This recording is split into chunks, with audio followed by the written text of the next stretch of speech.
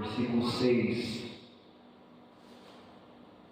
Hebreus, capítulo 11, versículo 6. Nós não vamos falar sobre fé, nós vamos falar nessa noite sobre galardão. Amém? Recompensa. Vamos ler essa parte que diz assim: porquanto é necessário que aquele que se aproxima de Deus faça o quê? Creia que Ele existe e que se torna galardoador dos que o buscam.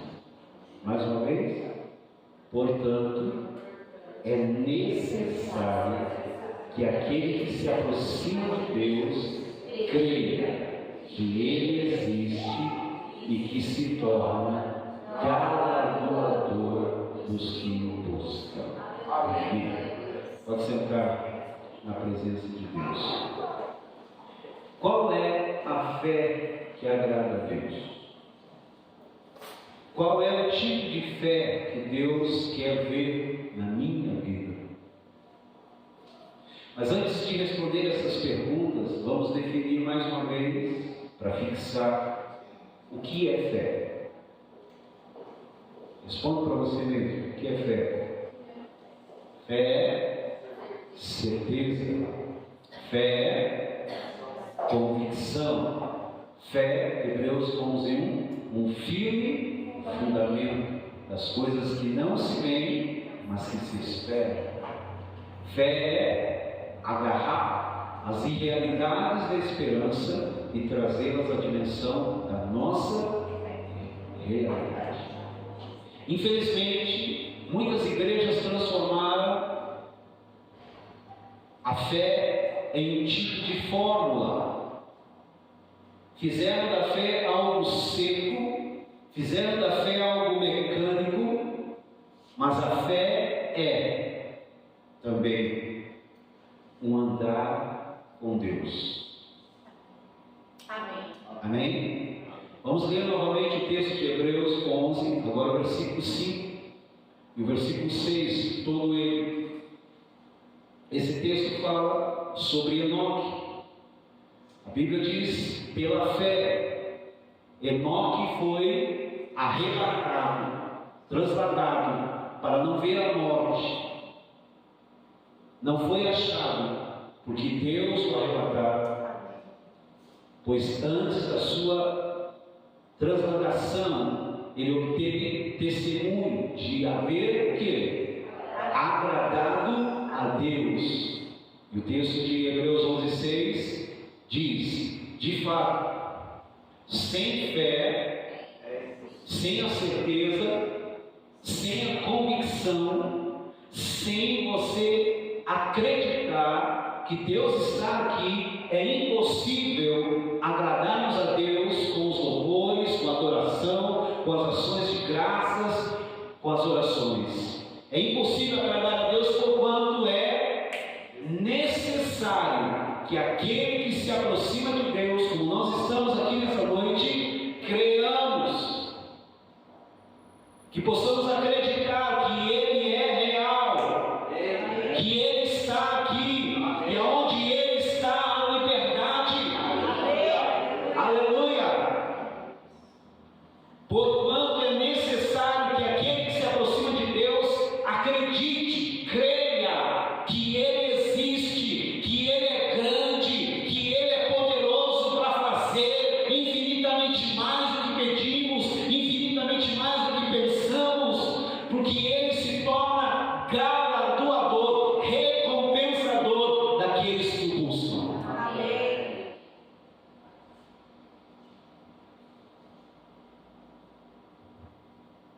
Amém?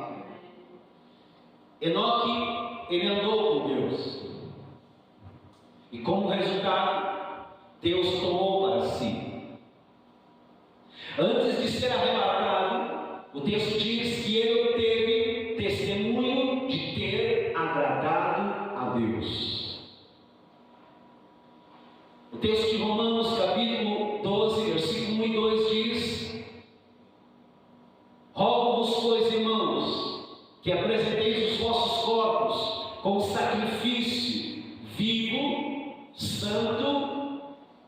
e agradável a Deus, que é o vosso culto racional. Vive, porque Deus não é Deus de mortos.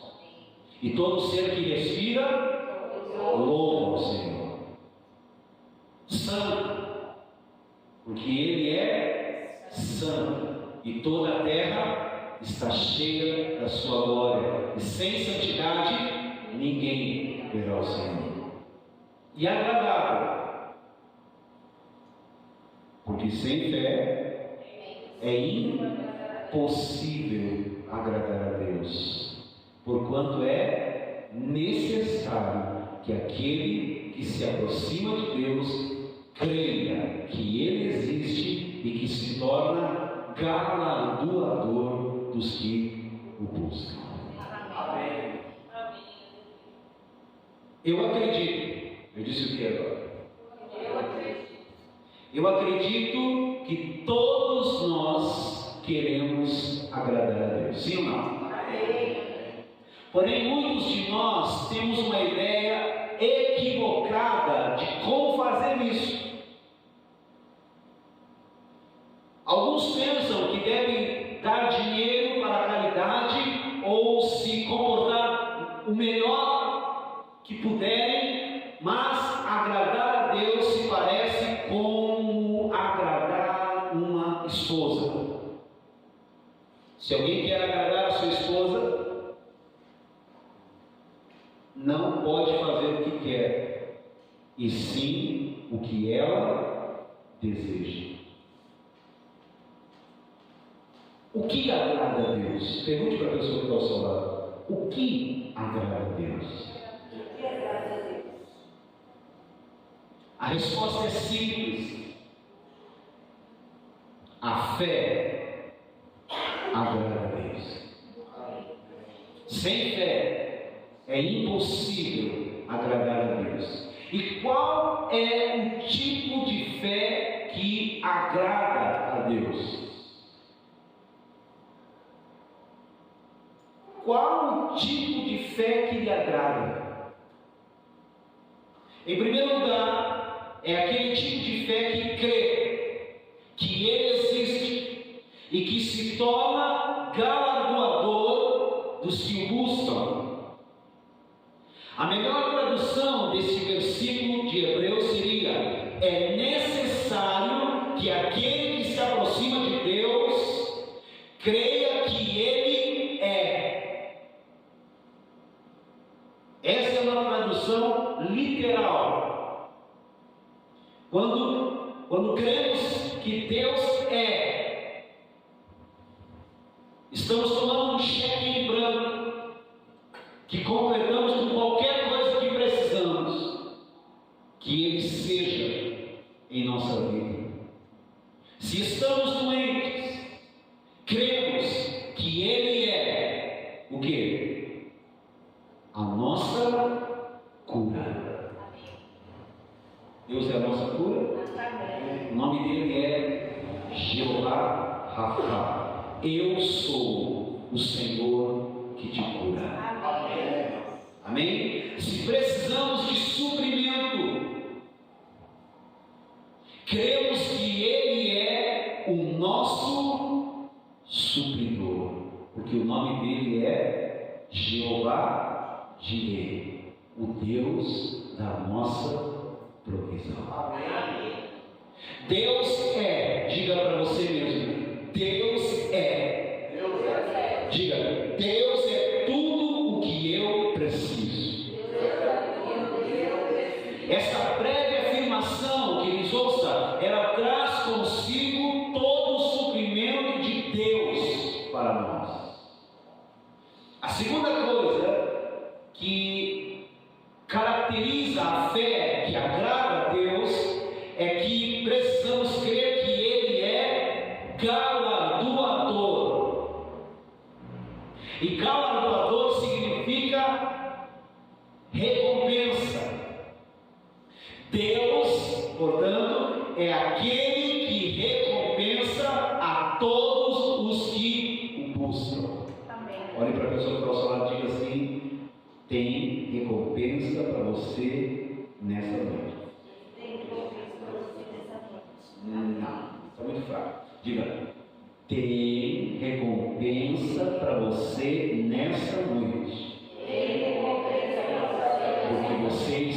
buscando a Deus. Quantos estão buscando a Deus aqui em espírito e em verdade? Então o texto diz: é necessário que aquele que se aproxima de Deus, como nós estamos aqui nessa noite, creia que Ele é galardoador, recompensador de todos aqueles que o buscam em espírito e em verdade. Um pensamento comum entre os cristãos religiosos é que não devemos fazer coisas para Deus pensando na recompensa.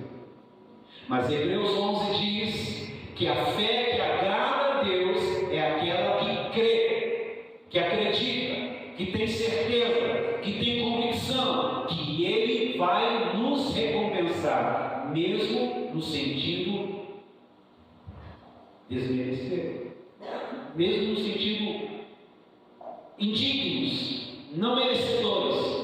E graças a Deus por isso, porque a graça de Deus é que nos basta. Amém. Diga: a graça me basta. Diga: graça é favor que eu não mereço, mas preciso. Quantos precisam da graça? Amém. Ouça o que eu vou dizer. Na mente de alguns, a recompensa é algo que contradiz a graça de Deus. Mas não é assim que ensina o Novo Testamento. Deus nos dá coisas pela sua graça. E quando nós recebemos por fé, Ele ainda nos recompensa por isso. Aleluia. 1 Coríntios, vamos abrir esse texto, vamos ler juntos. 1 Coríntios capítulo 15, versículo 10. Olha só o que diz esse texto. Vamos ler juntos? Mas pela graça de Deus sou o que sou, e a sua graça que me foi concedida não se tornou vã, antes trabalhei muito mais do que todos eles. Todavia, não eu, mas a graça de Deus comigo. Aleluia. É possível, queridos, um crente receber a graça de Deus e essa graça se tornar vã.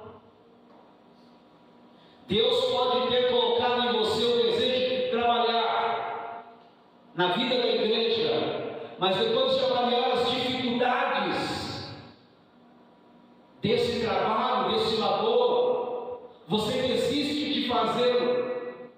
Você recebeu, mas essa graça se tornou vã em sua vida. Um fato da vida é que, quando não respondemos a Deus, Ele vai colocar, ouça isso, é Ele, a obra é dele, a igreja é dele. Amém, queridos? Isso é um fato. Quando não respondemos a Deus, Ele vai encontrar outra pessoa para preencher aquela posição, uma outra pessoa que vai dizer: eis-me aqui, envia-me a mim. Eis-me aqui, faça, Senhor, como disse Maria, cumpra-se em mim a tua palavra.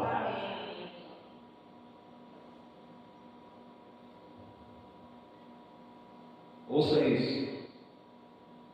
Depois que Judas traiu Jesus e se matou, Pedro disse que outro deveria tomar o lugar dele. O número dos apóstolos precisava ser completo. Atos, capítulo 1, versículo 15 a 26. O substituto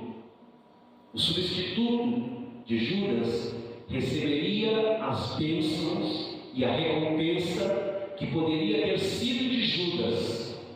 Para nós é um imenso privilégio quando o Espírito Santo se move em nós, dando-nos uma direção ou um encargo na vida da igreja.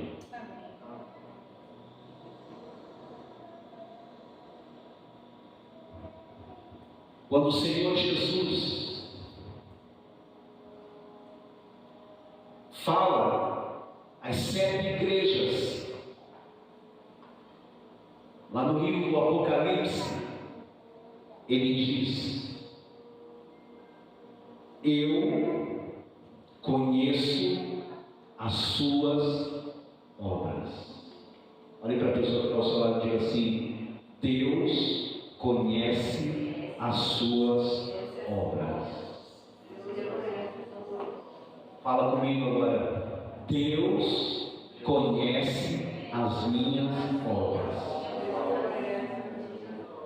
Em outras palavras, ele dizia que conhecia os frutos e o resultado do trabalho de cada um. E se você usar a graça que Deus lhe deu, você terá um grande resultado.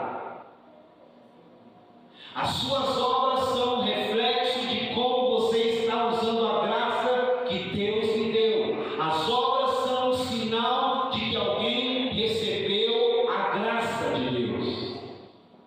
A vontade de Deus é que a sua graça que nos foi dada não se torne em vão. A graça que se torna em vão é um vasto recurso que foi rejeitado e que nunca foi usado. Todos nós recebemos graça, mas o crente derrotado, tem crente derrotado aqui? Não. Tem crentes? Vencedores. O crente derrotado torna a graça de Deus em vão. Vamos abrir um texto da palavra de Deus em Lucas capítulo 5, versículo 1.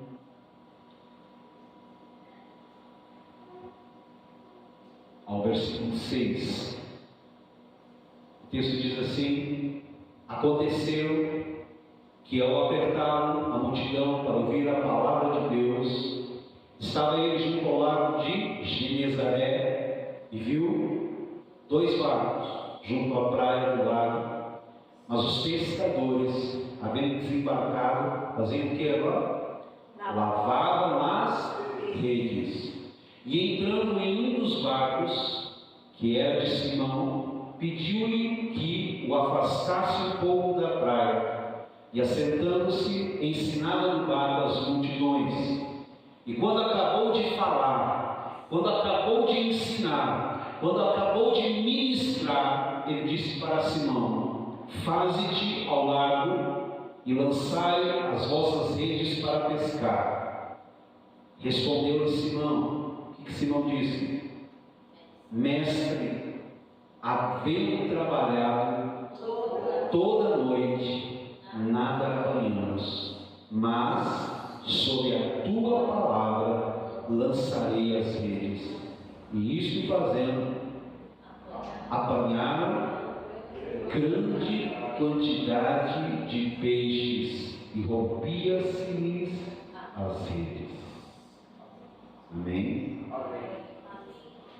Nesse texto nós lemos a respeito da pesca maravilhosa. E quando o Senhor chegou junto ao mar de Genezaré, havia 2 barcos. Ele podia escolher entre muitos, mas decidiu entrar em um deles. Alguém estava para ser abençoado. Olha para a pessoa que está ao seu lado, diga: você está aqui nessa noite para ser abençoado. Diga assim: e muito abençoado, porque Deus quer te abençoar. E eu digo isso, diga para ele assim: eu digo isso em nome de Jesus. Amém? Jesus não é abençoador, queridos?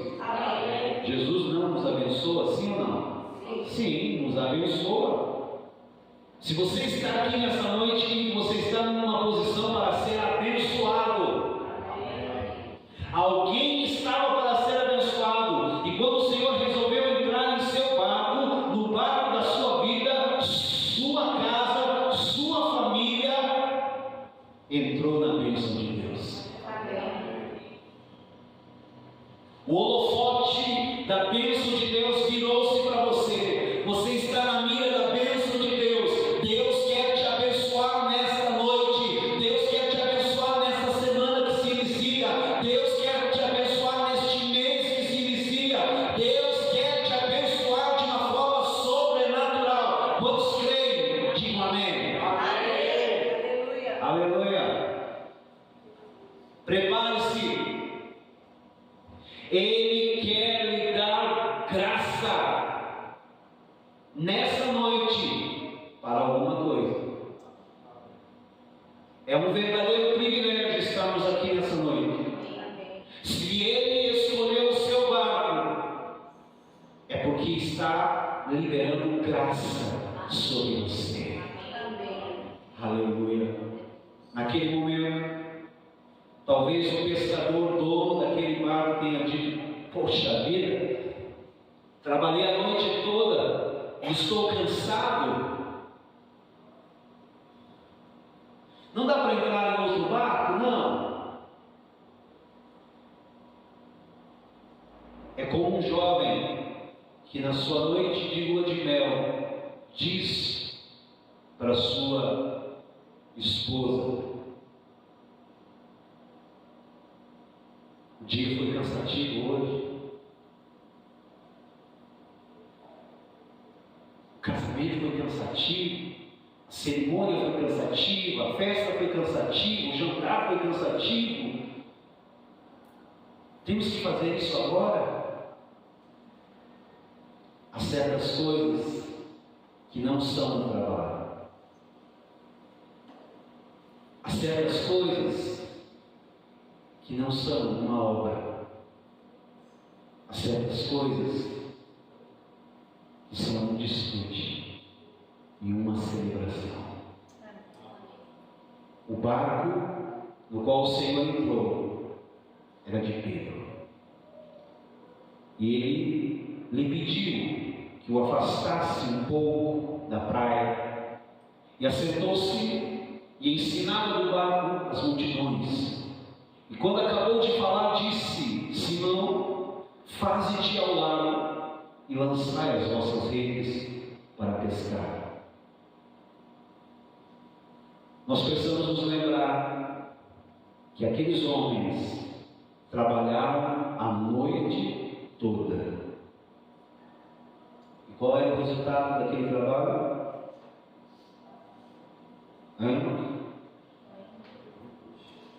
Eles pegaram alguma coisa?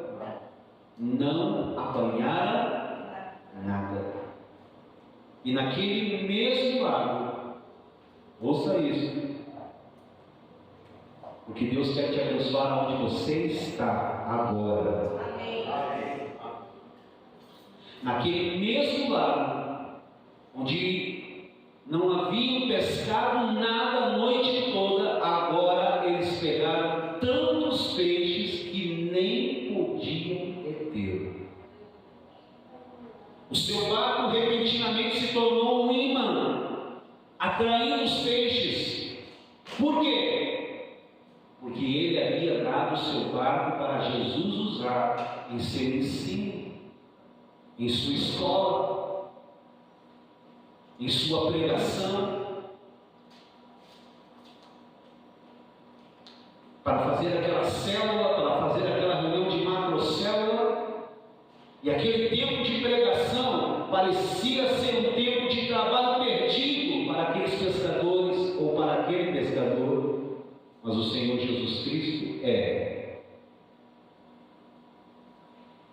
aquele que se aproxima de Deus, precisa crer que Ele é o quê?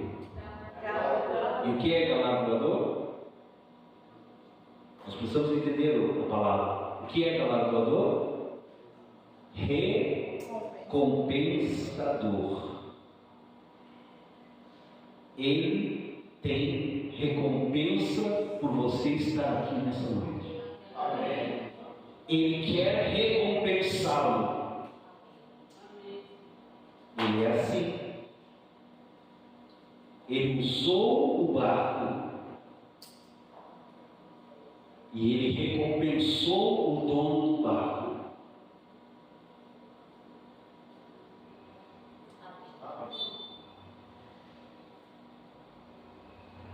Lembre-se de que a graça é o quê?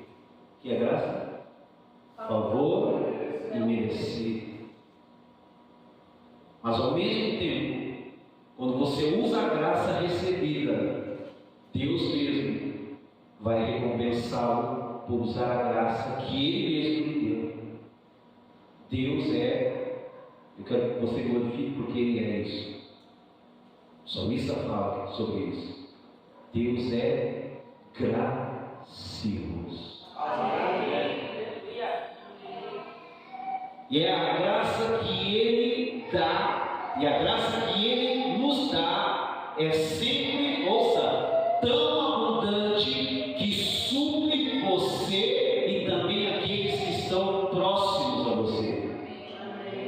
A princípio, pareciam nem terem recebido a graça de ter Jesus em seu lar. A princípio. Vamos ler o texto. Lucas, capítulo 5, versículo 7 agora.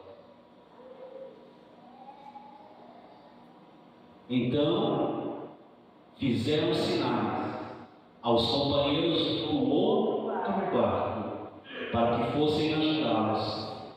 E foram e encheram ambos os barcos, a ponto de quase irem a pique. Diga: louvado seja Deus. Louvado seja Deus. Amém? Lembre-se que é a bondade de Deus. Cantamos sobre isso. Deus é bom. Amém. Que os céus se enchem, que todos saibam.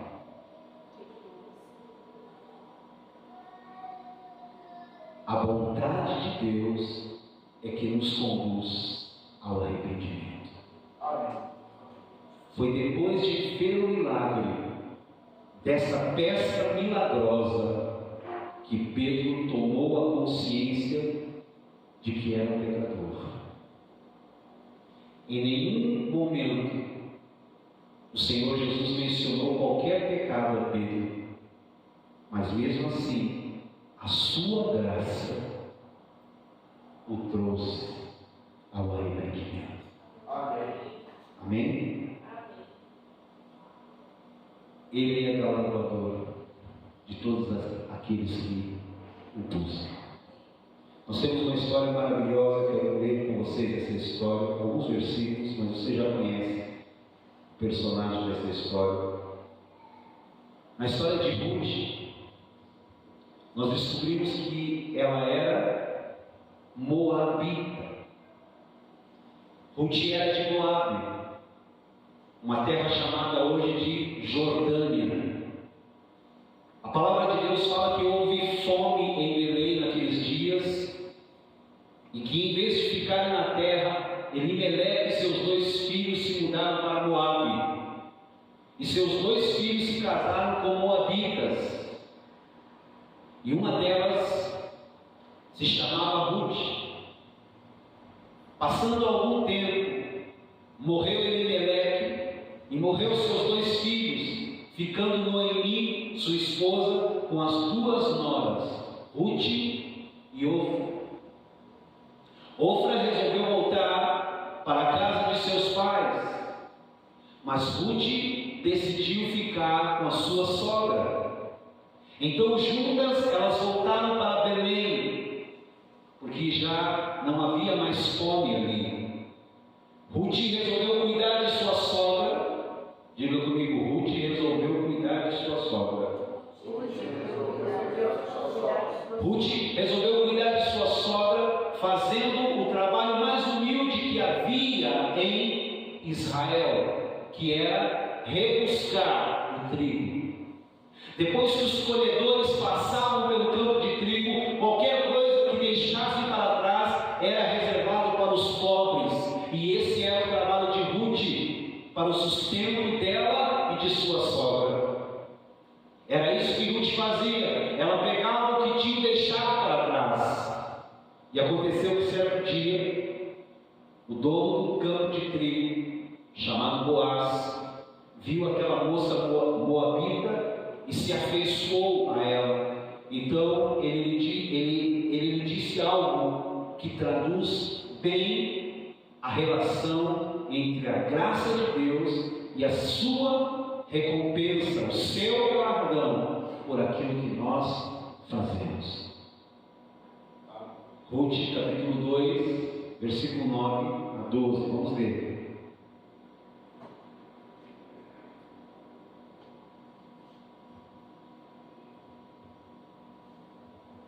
Olha só: estarás atento ao campo que a cegarem, e irás após elas.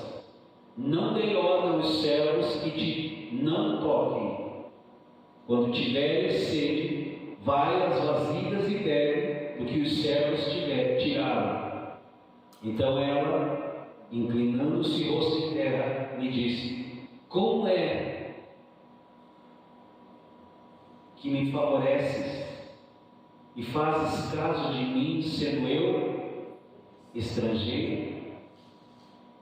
Respondeu Boaz e lhe disse: bem me contaram tudo quanto fizesses a tua sogra depois da morte de teu marido, e como deixasses teu pai e a tua mãe e a terra onde nascestes e viestes para um povo que antes não conhecias. O Senhor, olha só, isso está na palavra de Deus, irmãos. Tudo que eu estou falando aqui está na palavra de Deus, amém? O Senhor, o que é isso, queridos? Isso é galardoar, isso é recompensar. Aquele que se aproxima, isso é Hebreus dizendo, aquele que se aproxima de Deus precisa crer. É necessário que aquele que se aproxima de Deus creia que Ele é galardoador daqueles que o buscam. O Senhor retribua o teu feito e seja cumprida a tua recompensa do Senhor, Deus de Israel, sob cujas asas viestes buscar refúgio. Amém. Quantos aqui precisam de Deus? Amém. Quantos aqui podem dizer: Deus é o meu refúgio?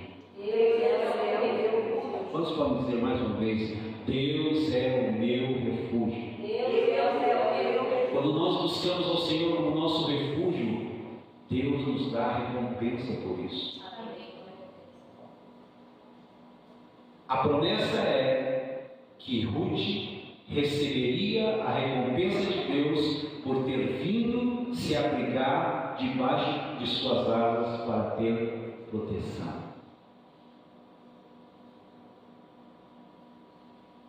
Diga comigo agora. Eu quero que diga com fé. Eu corro para Deus. Eu corro para Deus. Buscando proteção. Buscando proteção.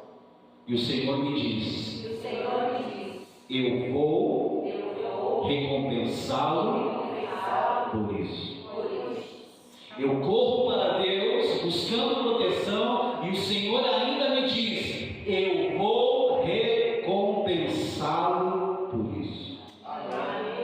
A recompensa é por crer na sua graça. Essa é a recompensa. A fé que agrada a Deus é aquela que crê que Ele é. É isso que o texto diz, não tem outra coisa. Que Ele é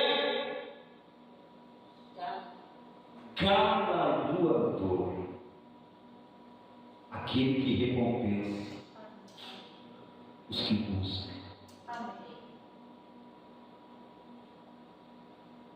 Como Ele nos recompensa?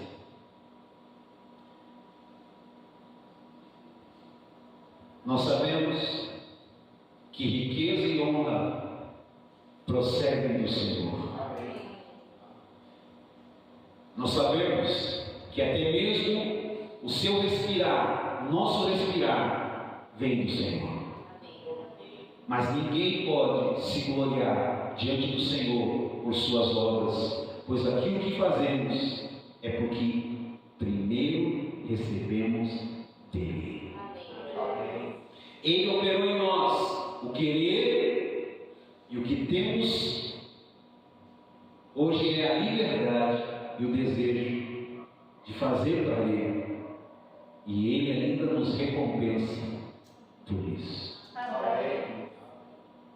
Quando o Senhor Jesus curava as pessoas, ele dizia: a sua fé te salvou, a sua fé te curou. Nós queremos saber qual é a nossa parte no milagre, mas precisamos entender que só temos a fé que Ele nos deu. Portanto, é necessário que aquele que se aproxima de Deus creia que Ele é galardoador. Ele quer te dar recompensa. Se você está precisando de cura, Ele quer te curar. Se você está precisando de alegria, Ele quer te dar óleo de alegria. Se você está precisando, querido, de provisão, Ele quer te dar a provisão que você precisa. Mas é necessário que você creia que Ele é tudo que você precisa. Romanos 12:3 fala que Ele nos deu uma medida de fé. A fé que temos é dele. E Ele diz para nós: seja feito conforme a sua fé. A fé que recebemos é a mesma fé do tipo de Deus. A fé que tem poder de liberar em palavras. Se tiverdes fé, se creres no vosso coração e não duvidardes, aquilo que você falar é aquilo que vai acontecer. Em João 21, no Evangelho de João, capítulo 21, nós temos um exemplo disso. Depois da sua ressurreição, o Senhor se encontra com seus discípulos agora no mar da Galileia. Vamos ler o texto. Evangelho de João, capítulo 21, versículo 3 a 6, depois o versículo 9 e 10. Vamos ler. 21, 3 a 6, depois 9 e 10. Vamos lá. Disse-lhe Simão Pedro. O que Pedro disse? Eu vou pescar. Porque ele era o quê? Pescador. Disseram os outros: nós também vamos. E saíram. E entraram num barco de pesca. E naquela noite, nada pegaram. Mas, ao clarear da madrugada, estava Jesus aonde? Ressurreto. Aleluia. Todavia os discípulos não reconheceram que era Jesus. E perguntou-lhes Jesus. E que Jesus perguntou? Filhos, vocês têm aí alguma coisa para comer? E eles responderam: não. Então ele lhes disse: o que Jesus disse? Lançai a rede à direita do barco e achareis. Assim fizeram, e já não podiam puxar a rede, tão grande era a quantidade de peixes. 9 e 10. Ao saltarem em terra, viram ali umas brasas, e em cima que tinha peixes. E havia também pão. Disse-lhe Jesus: trazei alguns dos peixes que acabastes de apanhar. Diga: louvado seja Deus pela sua palavra. Esse é o Deus que nós servimos, irmãos. Olhe para mim. Não é extraordinário, queridos? É simplesmente extraordinário vermos que o Senhor que venceu a morte. É simplesmente extraordinário vermos que o Senhor que venceu o pecado, o Senhor que venceu o diabo, estava agora na praia fazendo um café da manhã para os seus discípulos.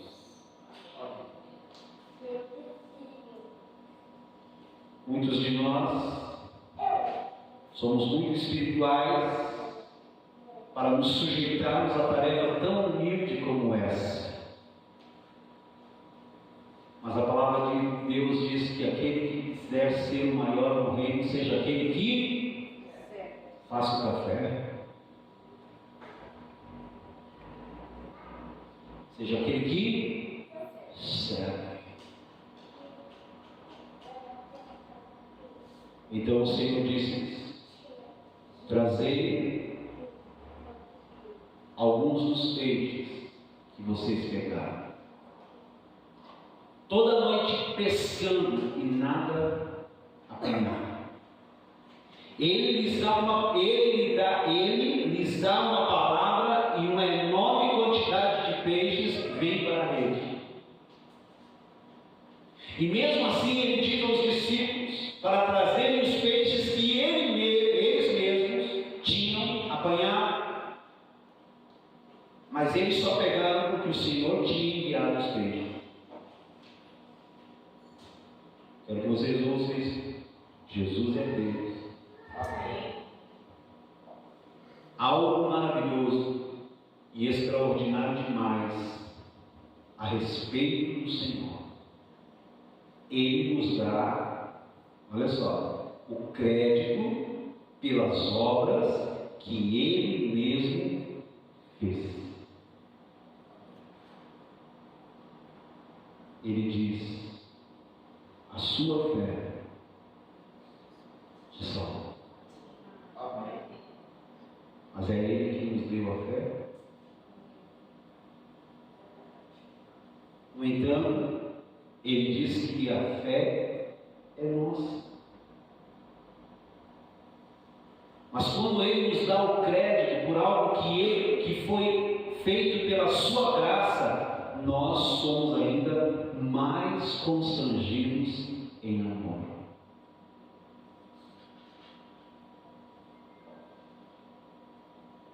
Apocalipse diz que naquele dia nós depositaremos nossas coroas diante dele. Amém. Não fomos nós que pescamos. A fé que temos não é nossa. Não temos nada que não tenha sido recebido. No fim, ao lançarmos as coroas, diremos: toda a glória pertence somente a Ele. Aleluia. Para terminar, queridos, eu quero que você saia nessa noite deste lugar motivado pela recompensa. Hebreus capítulo 11, verso 24 a 26. Muitos crentes, queridos, pensam que não devem pensar nas recompensas, mas estão errados. Homens de Deus são motivados por recompensa. Podemos ver isso na vida de muitos deles. O primeiro exemplo é Moisés. Hebreus 11 diz que Moisés estava olhando para a recompensa que o aguardava. Vamos ler? Pela fé, Moisés, quando já homem feito, recusou ser preferindo ser maltratado junto com o povo de Deus a usufruir prazeres transitórios do pecado, porquanto considerou o opróbrio de Cristo por maiores riquezas do que os tesouros do Egito, porque contemplava o quê? O que é galardão? Recompensa. Estão aqui? Amém? Marcos, vamos abrir mais um texto, Marcos capítulo 10, versículo 28 ao 30. Os discípulos também estavam preocupados com a recompensa. E o Senhor não os repreendeu por causa disso. Pedro perguntou a Jesus o que receberia por ter deixado tudo e seguido a Ele. E diante dessa pergunta, o Senhor poderia ter repreendido Pedro, dizendo que a recompensa era somente no céu, ou no céu. Mas em vez disso, Ele mostrou que Pedro receberia 100 vezes mais nessa vida, e não devemos pensar que a recompensa será apenas no céu. Evidentemente, a recompensa é somente para aquilo que renunciamos por causa dele e por causa do Evangelho. Nem todo o que oferta ou trabalha na vida da igreja o faz por amor ao Senhor e ao Evangelho, mas aqueles que o fazem serão recompensados, e até devem esperar a recompensa, pois Deus se agrada quando cremos que Ele é o galardão. Aleluia. Olha só o texto dizendo, vamos lá. Então Pedro começou a dizer: eis que nós tudo deixamos e te seguimos. Tornou Jesus: em verdade eu vos digo que ninguém há que tenha deixado casa, ou irmãos, ou irmãs, ou mãe, ou pai, ou filhos, ou campos, por amor de mim e por amor do Evangelho, que não receba já no presente 100 vezes mais o cêntuplo de casas, irmãos, irmãs, mãe, filhos e campos, com perseguições, e no mundo por vir, aleluia, a vida eterna. Aleluia! Glória a Deus. Não pense também que todo aquele que prega o Evangelho o faz por causa do Senhor.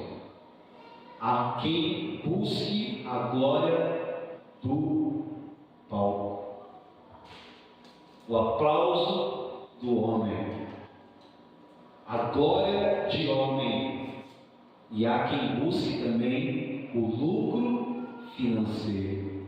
Alguns estão servindo aos seus próprios interesses.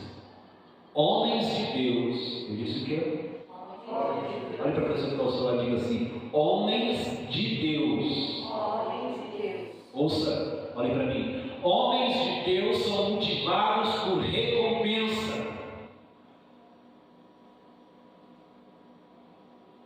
porque creem que Ele é. E Davi foi um deles. Seu pai mandou que ele fosse levar mantimento para os seus irmãos que estavam na frente da batalha, e Davi não hesitou em obedecer ao seu pai. E por causa de um simples ato de obediência ao seu pai, ele foi conduzido ao trono. Davi chegou para ouvir o desafio de Golias no último dia. Por 40 dias, Golias desafiou Israel, mas Davi veio justamente no último dia. 1 Samuel, vamos ler, capítulo 17, versículo 24 ao 30.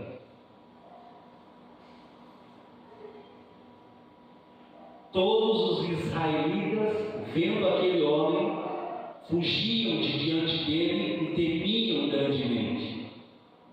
E diziam uns aos outros: vistes aquele homem que subiu? Pois subiu para afrontar Israel. a quem o matar, o rei o cumulará de grandes riquezas, e lhe dará por mulher a filha, e a casa de seu pai, e isentará de impostos em Israel. Então falou Davi aos homens que estavam consigo, dizendo: que farão aquele homem que ferir a esse filisteu e tirar a afronta de sobre Israel? Quem é, pois, esse incircunciso filisteu para afrontar os exércitos do Deus vivo? E o povo lhe repetiu as mesmas palavras, dizendo: assim farão ao homem que o ferir. Ouvindo Eliabe, seu irmão mais velho, falar àqueles homens, acendeu-se-lhe a ira contra Davi e disse-lhe: por que descestes daqui? E a quem deixastes aquelas poucas ovelhas no deserto? Bem conheço a tua presunção e a tua maldade, descestes apenas para ver a peleja. Respondeu Davi: que fiz eu agora? Fiz somente uma pergunta. Desviou-se dele para o outro e falou a mesma coisa, e o povo lhe tornou a responder como antes. Vocês estão aqui? Gênesis, capítulo 15, versículo 1, nós temos a primeira menção da palavra recompensa. Todas as vezes que nós vemos a primeira menção de algo na Bíblia, algo significante e importante é realçado. A primeira menção de recompensa foi feita logo que Abraão se encontrou com Melquisedeque em Gênesis 15, 1. O texto diz assim, vamos ler juntos, irmãos, vamos lá. Depois desses acontecimentos, veio a palavra do Senhor a Abraão numa visão e disse: não temas, Abraão, eu sou o teu escudo, e teu galardão será sobremodo grande. A tua recompensa, Abraão, será sobremodo grande. No fim, precisamos ter claramente em nossa mente que o próprio Senhor é a nossa recompensa. Amém. A pergunta: e o que precisamos fazer para desfrutar dessa recompensa?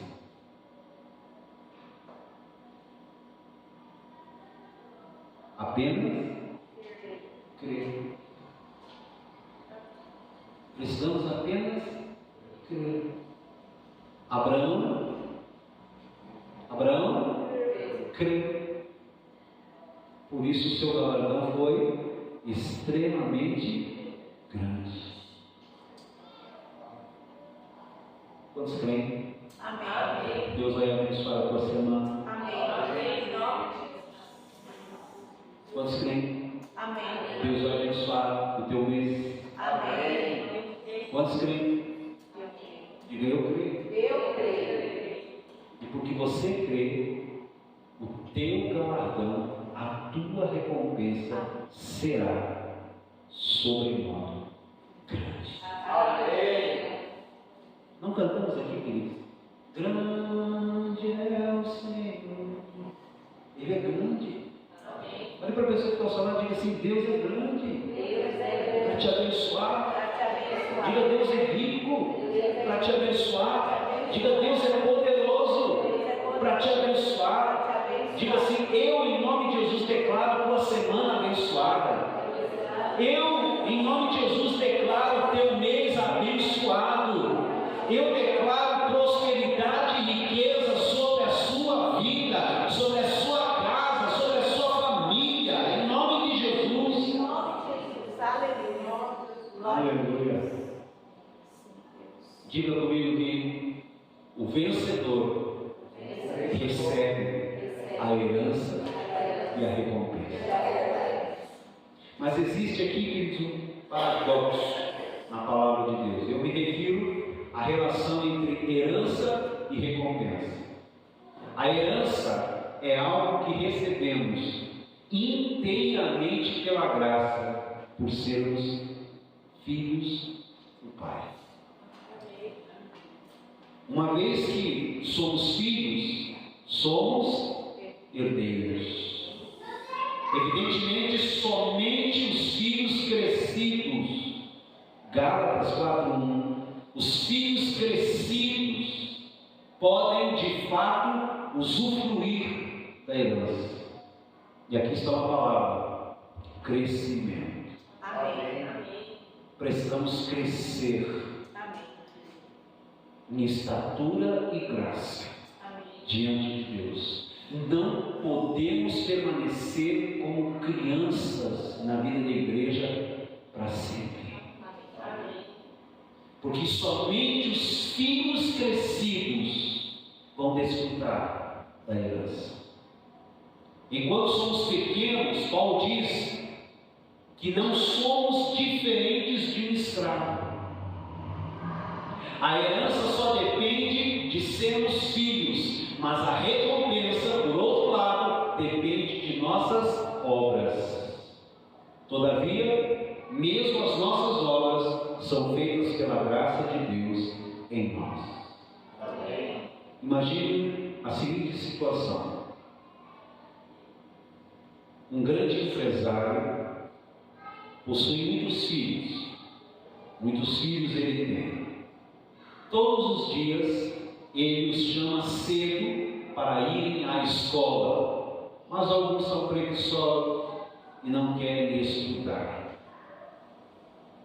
Quando vão crescendo, ele os chama para ir à empresa da família, a fim de ajudarem nos negócios do pai. Mas outra vez, apenas um dos filhos acompanha o pai.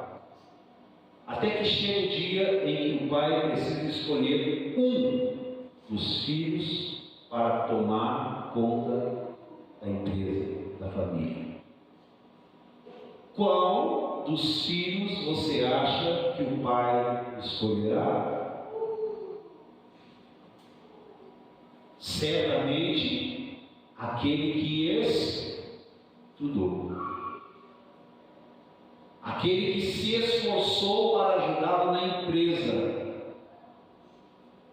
Todos são herdeiros, todos podem desfrutar da empresa do pai, mas aquele, ou apenas aquele único filho, foi escolhido para ser o presidente da empresa. Todos são herdeiros, mas esse filho receberá uma recompensa além da herança. Ele terá uma honra que os outros não terão, porque era o filho mais próximo do pai e que se preparou melhor que os outros. Foi escolhido para ser o presidente da empresa. E ser o presidente não é herança. Ser o presidente é recompensa. Amém. Quero que você se coloque de pé na presença de Deus e aplauda a palavra do Senhor. Amém.